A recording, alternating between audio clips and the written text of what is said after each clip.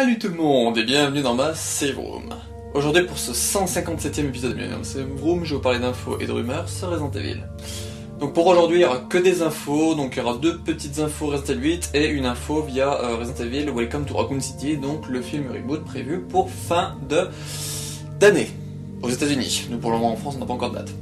Mais avant de vous parler de tout cela, donc je vais faire un petit instant promo, donc voilà, donc un petit instant promo avant de passer aux infos sur Resident Evil.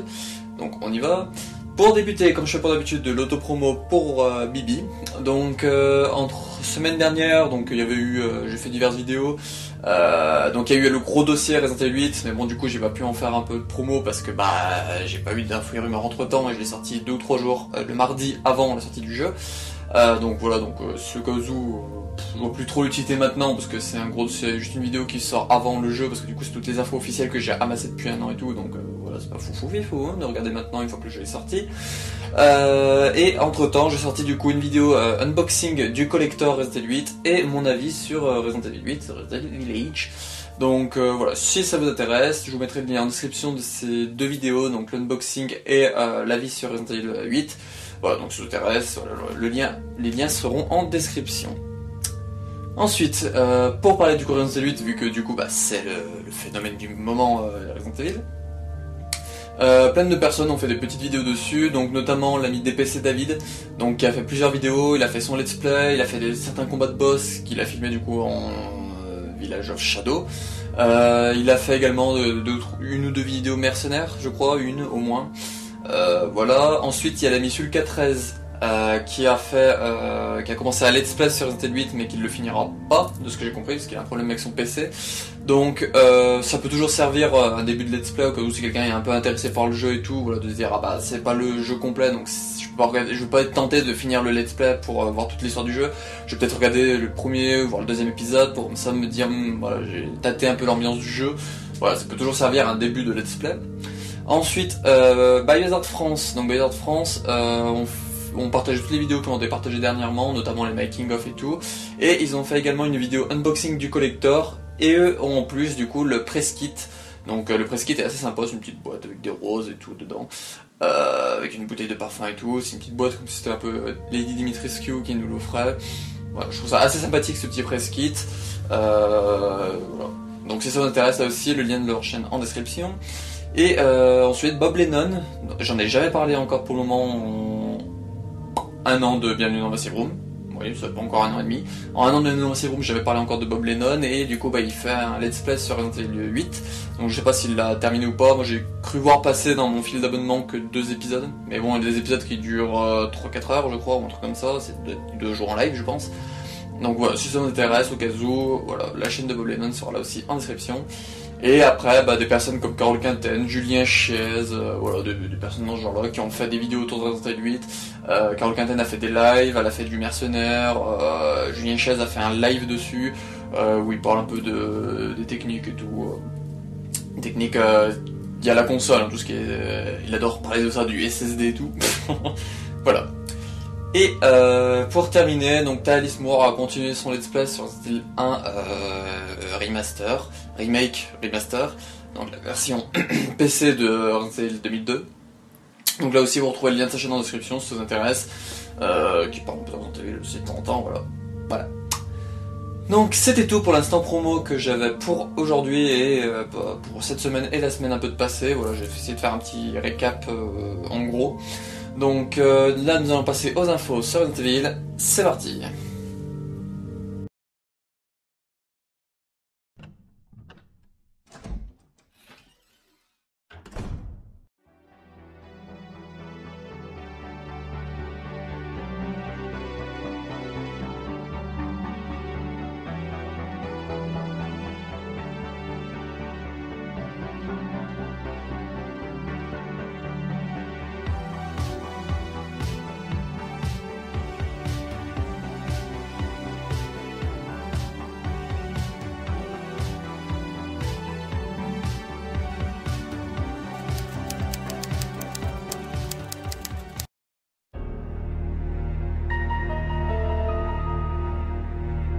Les infos Resident Evil 8 que j'aurai du coup pour cette semaine, qui englobe sûrement cette semaine, parce que les infos de semaine dernière et tout, bon bref, il n'y a pas grand chose foufou de nouveau en infos intéressantes, donc c'est pour ça que j'ai que ces deux infos là. Donc la première, c'est que les musiques du jeu sont disponibles depuis le 12 mai 2021, depuis cette semaine, sont dispo sur Amazon Music, Apple Music, Spotify et Steam. Voilà, de ce que j'ai vu, de l'image que j'ai vu passer.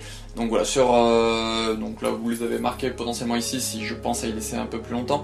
Mais bon, sinon vous remontez en arrière. Donc du coup voilà, si ça vous intéresse d'écouter un peu les musiques, notamment je pense qu'il y a inclus The Yearning of Shadows, qui est très bien, mais qui pour moi ne surpasse pas Gothel Antrodi, qui a vraiment son petit style que je préfère, Gothel Antrodi. Voilà, les goûts et les couleurs, c'est propre à chacun. Donc voilà, donc si ça vous intéresse, je sais que par exemple Wiper il en parle dans son live et du coup je suis assez d'accord avec lui, les musiques du jeu sont pas flagrantes, là je suis en train de le refaire une deuxième fois et j'ai pas vraiment de musique qui me viennent vraiment en tête, à part vraiment, comme il disait, celle du thème de Chris, même Save Room, à part celle dans le château, voilà, mais j'en dis pas plus autour du jeu parce que voilà, je sais qu'il y en a qui n'ont pas envie de se faire spoiler, donc j'en dis pas plus. Et voilà, niveau musique, j'ai trouvé que c'était pas fou. Et voilà, donc si ça t'intéresse des musiques, alors techniquement je pense que c'est payant. Je me suis pas renseigné dessus, mais je pense que potentiellement c'est payant. Spotify, j'utilise pas. Steam, j'ai pas. Amazon Music, je savais même pas que ça existait. Et Apple Music, je savais que ça existait, mais même si j'ai un iPhone, je l'utilise pas. Donc voilà, donc potentiellement c'est payant. Voilà, à vous de voir au cas où, de renseigner tout. Et pour terminer pour les infos Resident Evil 8, donc là c'est pour dire que le jeu a dépassé en quelques jours les 3 millions de ventes. Oui, je crois que c'est 3 millions. Donc les 3 millions de ventes. Donc pour comparer, à peu près, en la même période, Resident Evil 7 avait fait 2,5 millions. Merci la moto. Et Resident Evil 2 Remake avait fait 3 millions en à peu près une semaine. Voilà. Donc ça veut dire que potentiellement Resident Evil 2 Remake était à peu près aussi à 2,5 millions en ces quelques jours.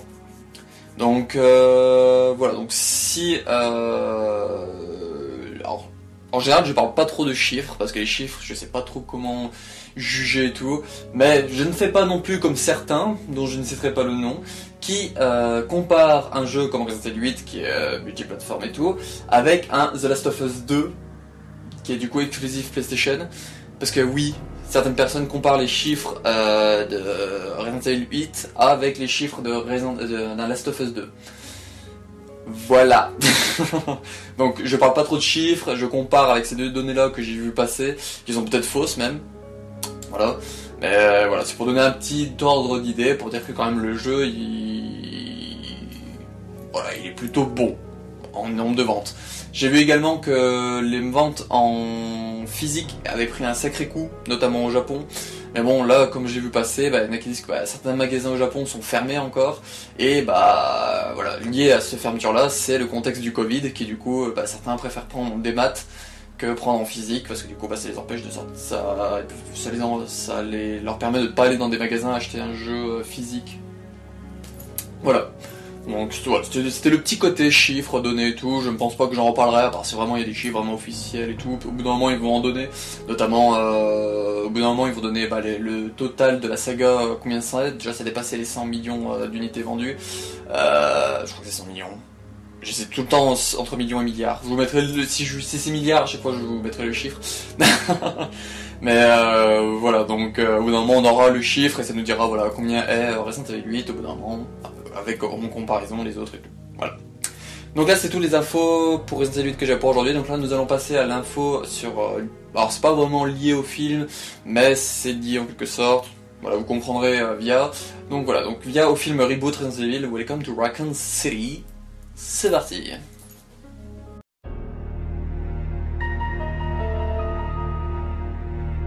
L'info Resident Evil Welcome to Raccoon City. Welcome to Raccoon City que j'ai pour aujourd'hui. Donc, alors, tout le texte que je vais dire là vient de l'article de Biohazard France. Donc voilà, je mettrai le lien de leur site en description. Techniquement, il va être avec leur lien de leur chaîne YouTube que je vous ai parlé en promo. Donc voilà, ça vient de tous deux parce que j'ai pas trop compris vu que c'est tout marqué en anglais et tout. Donc voilà, je les cite, c'est leur article que je vous cite ici. Tout le texte, j'ai même pas fait de mise en forme et tout. J'ai vraiment pris leur article en mode feignasse. si au cas où ils passent par là qu'ils aiment pas, bah la prochaine fois je ferai quelques petits changements. Mais bon, voilà, je me dis qu'en citant que ça vient de leur article, voilà, je rends à César ce qui appartient à César. Voilà. Donc du coup, le compte Twitter officiel du film Reboot, donc Resident Evil Welcome to Raccoon City, organise un concours artistique pour remporter la somme de 2000 $ ainsi que la chance d'avoir la création dans le film. Donc quelle création? Donc du coup il est même ouvert aux Européens. Donc du coup, les conditions, il faut avoir 18 ans. Chaque participant peut soumettre jusqu'à 10 créations maximum. La création doit être l'œuvre d'une seule personne et non d'une équipe. Et le format doit être une image, donc JPEG, PNG, avec en aspect 3.2 dans la grande résolution possible. Alors 3.2, je sais pas ce que ça veut dire. Et nous avons en date jusqu'au 14 juin pour participer et envoyer nos créations. Et les créations sélectionnées seront dévoilées aux alentours du 23 juillet. Donc, techniquement en majorité, c'est legit parce que c'est pas n'importe qui peut gagner une telle somme, c'est quand même 2000 $, c'est beaucoup. En euros, ça doit faire à peu près, dans une fourchette entre 1700 et 1800, je dirais, entre 1700 et 1800 €. Et en plus, du coup, la création apparaîtra dans le film. Alors je sais pas comment elle apparaîtra dans le film, est-ce qu'elle sera genre sur une pub accrochée, ça va être un petit truc comme dans les jeux en mode easter egg, potentiellement accroché à un tableau en liège ou en journal, voilà, le petit dessin quelque part. J'imagine trop quelque chose dans ce genre-là, et ça serait vraiment super cool s'ils font ça, parce que le jeu, j'adore quand il y a des petites références comme ça à droite à gauche. Par exemple, Resident Evil 3 Remake, dans le métro, les affiches, ça rappelle certains films et tout, et là, du coup, ça pourrait faire potentiellement ça, cette création-là. Donc les personnes peuvent faire jusqu'à 10 créations maximum, donc du coup ça augmente quand même vachement les chances, si on a beaucoup d'idées variées et tout pour faire ça. Du coup une seule personne, faut pas que ça soit l'œuvre d'une équipe. Et pour terminer, du coup faut que ce soit une image en JPEG ou PNG, dans les meilleures résolutions possibles. Donc je trouve ça vachement intéressant cette histoire-là. Ça permet d'avoir un peu de trucs, d'avoir un peu de complicité avec le film en quelque sorte, de faire un peu de pub aussi au film. Alors, si vous me demandez pourquoi, si je vais y participer ou pas, je n'ai aucune idée de ce que je pourrais faire et tout. En montage vidéo, en création, en dessin et tout, je suis pas foufou. J'ai vu qu'il y avait Petrichor, je crois qu'elle s'appelle sur Twitter, qui m'a fait alors je sais pas si on le voit, mais là-bas j'ai un Queen Zenobia en peinture à l'huile, je crois que c'est. Et c'est cette personne-là qui me l'a fait, et j'ai vu qu'elle avait fait une affiche et tout, elle avait marqué son pseudo dessus pour que personne ne la pique. Une petite affiche avec Umbrella et tout, comme c'était une pub Umbrella, et j'ai trouvé ça vraiment vachement cool, je crois que je l'ai retweeté même. Ce que j'y pense, je vous la mettrai là en photo, ce qu'elle a fait elle, donc pour donner un petit peu d'idées et tout. Donc moi je pense pas que j'y ferai, parce que j'ai pour le moment pas d'idées, puis je vois pas ce que je pourrais faire, je sais pas dessiner et tout. Mais pour en revenir aux dates, donc du coup vous avez jusqu'au 14 juin, et la sélection sera faite le 23 juillet. Alors, moi je trouve ça intéressant le 23 juillet, pourquoi? Parce que les deux... comment dire, le trailer pourrait être dévoilé à peu près dans ces eaux-là. Parce que ça ferait quelques mois avant la sortie, qui est du coup maintenant aux États-Unis pour novembre. Donc ça ferait quelques mois avant. Donc potentiellement un trailer pourrait être dévoilé dans ces eaux-là, avec à la fin le gagnant du concours est cette personne-là. Voilà. Donc 23 juillet. Petite date à surveiller, je pense. Potentiellement. Alors là, c'est potentiellement qu'il y aurait un Resident Evil Showcase en juillet. Pourquoi pas? Parce que nous savons que Infinite Darkness sortira en juillet, mais on n'a pas de date. Et si Infinite Darkness était prévu pour fin juillet, et qu'il y aurait un Resident Evil Showcase autour de cette date-là, donc du 23 juillet, avec une bande-annonce finale pour Infinite Darkness à quelques jours de la sortie du film, comme font Netflix de temps en temps, qui sortent un trailer quelques jours, voire une semaine avant, un trailer final, avant la sortie officielle de leur création, leur chose dans ce genre-là. Donc voilà, je pense vraiment que cette date du 23 juillet, il va falloir surveiller, ou au moins les alentours. Et voilà, c'est une petite piécette que je fous là-dessus, parce que voilà, je pense vraiment que ça pourrait être possible qu'on ait potentiellement un nouveau Resident Evil Showcase d'ici là. Parce qu'ils nous ont clairement dit qu'il y aurait d'autres Resident Evil Showcase liés avec les 25 ans de Resident Evil. On sait que Reverse a été décalé en été 2021. Donc ce showcase là pourrait parler aussi de Reversal Showcase avec potentiellement du coup Reverse avec potentiellement une date pour août. Voilà. Et voilà, donc à surveiller cette date en juillet. Je termine du coup en disant que les liens pour participer je vous mets en description. Alors je pense que je vous mettrai, voilà, pour rendre à César ce qui appartient à César, encore une fois, je vous mettrai le lien de l'article de Biohazard France, et dans l'article il y a les liens pour aller pour participer du coup à ce concours. Voilà. Comme ça, voilà, vous avez quand même, vous allez quand même visionner leur article obligatoirement, en quelque sorte, pour rechercher le lien. Voilà. Donc c'était tout pour cet épisode d'Info et Rumeurs sur Resident Evil, donc l'épisode 157 de Bienvenue dans Save Room et le 64e épisode d'Info et Rumeurs sur Resident Evil. Je vais commencer à me perdre, j'espère que ça vous aura plu. Donc là, vous avez vu la semaine dernière, j'en ai pas fait parce que d'une j'étais en plein dans Resident Evil 8 et ensuite il n'y a pas eu grand chose de foufou. Là par exemple il n'y aurait pas eu le Welcome to Raccoon City, il y aurait eu du Resident Evil 8 de petites infos, voilà, en 8 minutes l'épisode aurait été torché. Là on en est à 15 minutes parce que j'ai vraiment blablaté sur cette dernière petite info, mais voilà, je voulais vraiment que ce soit clair et dévoiler un peu tout ce que j'avais à dire autour. Ça m'a un peu manqué de pas faire d'infos et rumeurs la semaine dernière. Pour cette semaine, je n'ai pas vraiment de vidéo de prévu, comme j'ai dit dans mon épisode d'unboxing, j'ai des expériences rapports qui sont en cours d'écriture, mais je sais pas quand ça sortira, quand ça sera prêt. J'ai la vidéo de l'inventaire qui est en préparation depuis courant mars, qui est tournée, qui est montée et tout, je sais pas quand je vais la sortir. Potentiellement cette semaine, parce que j'aimerais bien que la sortir en mai, parce qu'en juin j'en ai prévu une autre, potentiellement sur des figurines, des statuettes, voilà, j'ai prévu de faire quelque chose de différent pour l'inventaire de juin, donc voilà, il faudrait qu'il sorte en mai, donc voilà, je pense que je la ferai cette semaine. Et sinon, un potentiel info et rumeur fin de semaine, s'il y a quelque chose d'intéressant, mais bon, maintenant que Resident Evil est sorti, les infos et rumeurs vont se faire beaucoup plus rares. Le prochain truc qu'on attend vraiment, c'est Infinite Darkness, voire Reverse, tout dépend qui sortira en premier. À surveiller. À surveiller. Capcom est présent à l'E3 2021 qui se déroulera début juin. Donc là, je vous en reparlerai sûrement sur un info et rumeur entre temps. Mais bon voilà, surveillez cette date là parce que voilà, SDD Gamer avait dit plusieurs fois que le projet Outrage serait dévoilé quelques temps après Resident Evil 8. Maintenant Resident Evil 8 est sorti.